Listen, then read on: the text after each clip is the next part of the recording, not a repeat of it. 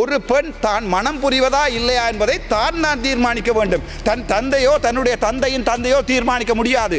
ஆனால் இந்த MMDA actin படி 12 வயதோ அல்லது அதுக்கு குறைவான வயதுடைய ஒரு முஸ்லீம் பெண்மணியோ கூட தனது விருப்பம் இல்லாமல் தன் தாய் தந்தையால் ஒருவருக்கு மனம் செய்து வைக்கப்படலாம். முஸ்லீம்களுடைய ஹாதிர் சட்டங்களில் இருக்கிறது, ஒரு ஆண் டிவோர்ஸ் எடுக்க விரும்பினால் அவர் நேரடியாக நீதிமன்றத்துக்கு போவார், ஒரு நாளிலே டிவோர்ஸ் முடிந்துவிடும். ஆனால் ஒரு பெண் டிவோர்ஸ், முஸ்லீம் பெண் டிவோர்ஸ் எடுக்க வேண்டுமாக இருந்தால் அவள் எத்தனையோ நாட்கள் ஏறி இறங்க வேண்டியிருக்கும். என்னுடைய அவருடைய கலாச்சாரம். ஒரு பைத்தியகாரனை போல தன்னுடைய அறிக்கைகளை விடுவதன் மூலம் இது தமிழ் மக்களுக்கும் முஸ்லிம் மக்களுக்கும் இடையிலே ஒரு பெரிய ஒரு பிளவை ஏற்படுத்தும். நேற்று முன்தினம் பேசுகின்ற போது ஒரு கௌரவ பாராளுமன்ற உறுப்பினர் முஸ்லிம்களுடைய விவாகர சம்பந்தமாக பேசினார். அது காலத்துக்கு காலம் இந்த சமூகத்திற்கு எதிராக பேசப்படுகின்ற ஒரு விடயம். அது சம்பந்தமான பேச்சுவார்த்தைகள் ஏற்கனவே அமைச்சினால் மேற்கொள்ளப்பட்டு வருகிறது. அதிலே திருத்தங்கள் மேற்கொள்ளப்பட வேண்டுமாக இருந்தால் அவைகள் முஸ்லிம் சமய கலாச்சார திணைக்களம், ஜமியத் உலமா, கல்வி அமைச்சு, நீதி அமைச்சு எல்லாம் இணைந்து செய்ய வேண்டிய விஷயம். அவைகளை பேசி ஒரு சமூகத்துக்கு எதிராக, ஒரு சமூகத்தினுடைய உணர்வுகளை தூண்டுகின்ற நடவடிக்கைகளுக்கு நாங்கள் முடிக்கக்கூடாது.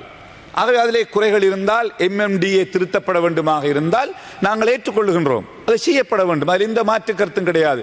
ஓல்சிலோன் ஜமியத்துல் உலமா, அதே போன்று Muslim cultural affairs ministry, Muslim members of parliament, ministry of justice, ministry of education அதை சேர்ந்து செய்ய முடியும். அதை விடுத்து இந்த சபையிலே வந்து ஒரு முஸ்லிம்களுடைய மனதை புண்படுத்துகின்ற விதத்திலே பேசிவிட்டு அதற்கு முஸ்லிம் சமூகத்தின் சார்பிலே அது தொடர்பான விளக்கங்களை கேட்கின்ற போது மிக கேவலமாக, மோசமாக, ஒரு பைத்தியகாரனை போல தன்னுடைய அறிக்கைகளை விடுவதன் மூலம் இது தமிழ் மக்களுக்கும் முஸ்லிம் மக்களுக்கும் இடையிலே ஒரு பெரிய ஒரு பிளவை ஏற்படுத்தும். உண்மையிலே அவருக்கு அந்த பாராளுமன்றத்துக்கு ஒரு மூளைக்கோளாறு இருக்கிறதா என்று கூட எங்களுக்கு சந்தேகம் ஏற்படுகிறது. ஆகவே கௌரவ தவிசாளர் அவர்களே, இது விடயத்திலே உரிய கவனம் செலுத்த வேண்டும்.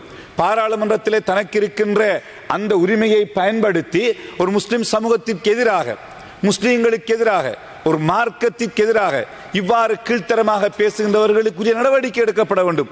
அவர்களுக்கு பேச்சுக்கள் கொடுக்காமல் தடுக்கப்பட வேண்டும். அவருடைய உடனடியாக அவரை நீங்கள் வைத்தியசாலைக்கு அனுப்பி அவருடைய மூளையை பரிசோதனை செய்யுங்கள் தயவு செய்து. ஆகவே இது இனங்களுக்கு இடையிலான பிளவுகளை உண்டு சொல்லி வைக்க விரும்புகிறேன்.